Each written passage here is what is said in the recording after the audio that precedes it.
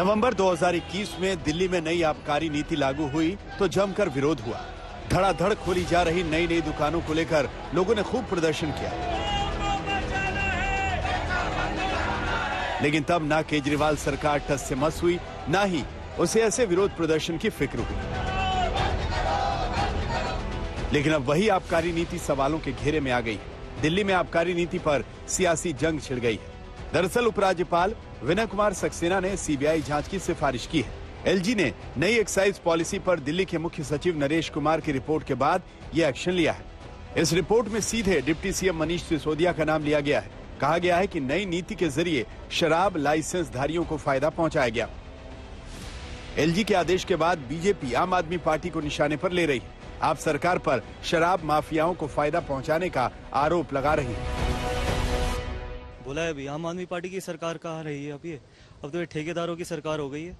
और सिंगापुर, वहाँ पर क्या, सिंगापुर जाके भी खालिस्तानियों की एंट्री करवाना चाहते हैं अरविंद केजरीवाल जी, जिस तरीके से पंजाब में करवाई है।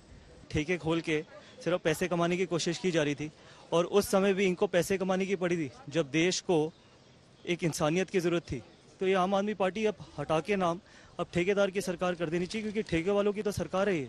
हमने जो कंप्लेन करी थी और जो दस्तावेज हमारे पास है उसमें 3 मेजर चीजें हुई हैं इसके अंदर। पहली, टेंडर की शर्तों के हिसाब से कार्टेल अलाउड नहीं था, और दस्तावेज कहते हैं कार्टेल हुआ है।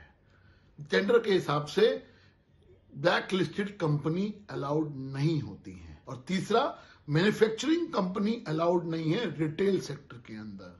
लेकिन यहां पे नियमों को धत्ता देते हुए उनको, उस मैन्युफैक्चरिंग कंपनी को रिटेल का सेक्टर दिया गया।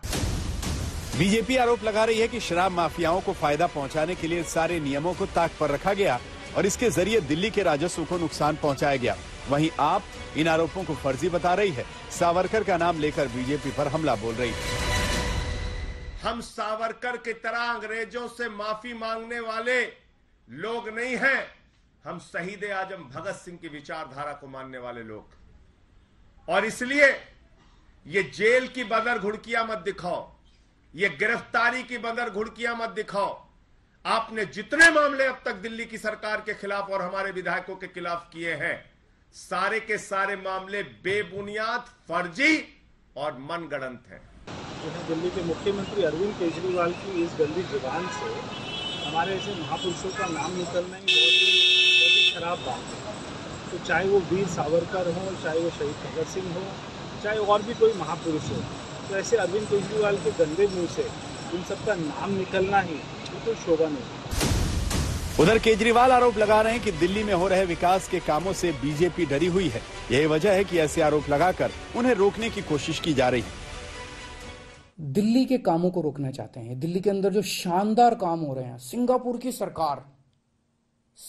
की सरकार पूरे दुनिया के मेयर बुलाए उन्होंने, और केजरीवाल को बुलाया कि आके इनको जरा सा सिखाओ कि आप दिल्ली में क्या काम कर रहे हो। इससे बड़ी गर्व की बात क्या हो सकती है।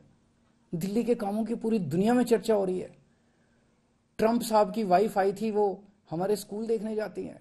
ये हमारे दिल्ली के कामों को रोकना चाहते हैं।